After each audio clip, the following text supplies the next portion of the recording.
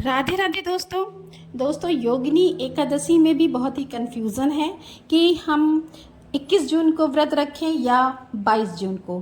तो इस कन्फ्यूज़न को हमारे गुरुजी दूर कर रहे हैं, आप उसे ध्यान से सुनिए। कर रहे हैं कि अब की बार आषाढ़ मास के कृष्ण पक्ष में पड़ने वाली एकादशी कब है। लोग बड़े इसमें भ्रमित हो रहे हैं। कोई कह रहा है कि 21 तारीख को एकादशी है और कोई कह रहा है 22 तारीख को एकादशी है।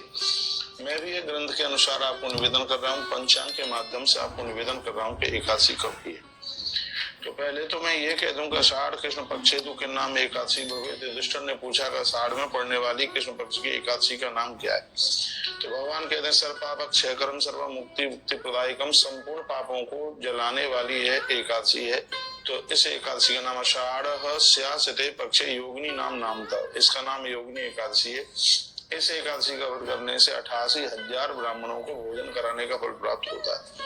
इतनी बड़ी एकादशी है। तो अब ये एकादशी है कब, चर्चा ही चल रही है। तो मैं आपको निवेदन करूंगा, आप कंफ्यूज मत होइएगा। और 21 तारीख को बिल्कुल एकादशी न करें, क्योंकि 21 तारीख को एकादशी उदिता में नहीं है। 5:23 पर सूर्य नारायण उदित हो रहे हैं। तो यह 7:18 पर एकादशी लग रही है, इसलिए 10वीं वेदी है। 10वीं वेदी यदि एकादशी कर ली गई है तो पूरे वर्ष भर के पुण्य हैं वो सब समाप्त हो जाते हैं एकादशी के। इसलिए मैं कहूंगा कि अरुणोदय में यह एकादशी 22 तारीख को भोर में लगभग 4:30 बजे तक एकादशी है और द्वादशी फिर उसमें पड़ेगी। इसलिए हर हालत में आप एकादशी 22 तारीख को ही करना, 21 तारीख को बिल्कुल भी मत करना, क्योंकि 21 तारीख को ये एकादशी उदिता में नहीं है, उदिता के बाद में चल करके आ रही है। इसलिए एकादशी का व्रत 21 तारीख को ना करते हुए इस एकादशी के व्रत को 22 जून यानी रविवार को ही करना चाहिए। ये तो आपकी इच्छा की बात है, आप कब करेंगे, लेकिन जो एक अद्भुत जानकारी देनी थी मैं अपना काम कर रहा हूँ। मैं एक बार फिर कहूंगा 5:30 से थोड़ा सा पहले सूर्य उदित हो रहा है और ये एकादशी 7 बजे के बाद में आ रही है। इसलिए उदिता में न होने की वजह से दशम वेदी हो गई। तो दशम वेदी एकादशी यदि कर ली जाए तो वर्ष की 26 एकादशियों का पुण्य समाप्त कर देती है। 22 तारीख पर अरुणोदय में ब्रह्म मुहूर्त में एकादशी है, योगिनी एकादशी। और मैं आपको कहना चाहूंगा उसके बाद में द्वादशी चल करके आ रही है। ग्रंथ में तो ये तक लिखा है, ये तो 4:30 बजे तक एकादशी है। ग्रंथ में क्या लिखा है, ग्रंथ में वर्णन किया गया है कि यदि 10वीं वेदी एकादशी पड़ती है और दूसरे दिन बिल्कुल भी एकादशी नहीं है, पूरी द्वादशी है, तो दूसरे दिन की ही द्वादशी में ही एकादशी का व्रत कीजिएगा, जिसको आपको पूरी 11 का व्रत करने का फल प्राप्त होगा।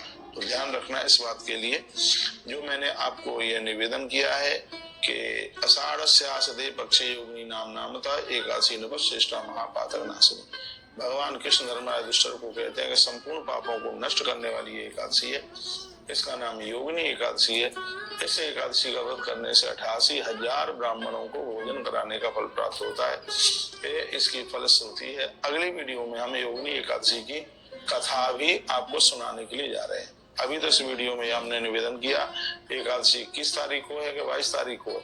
21 तारीख को एकादशी नहीं है, एकादशी 22 तारीख को ही है। इसलिए आप सभी भक्त लोग 22 तारीख को ही 11 तारीख को। बहुत बहुत धन्यवाद, वीडियो आपने पूरा सुना। और भी आगे इस वीडियो को भेजिए जिससे और भी लोग लाभान्वित हो सके।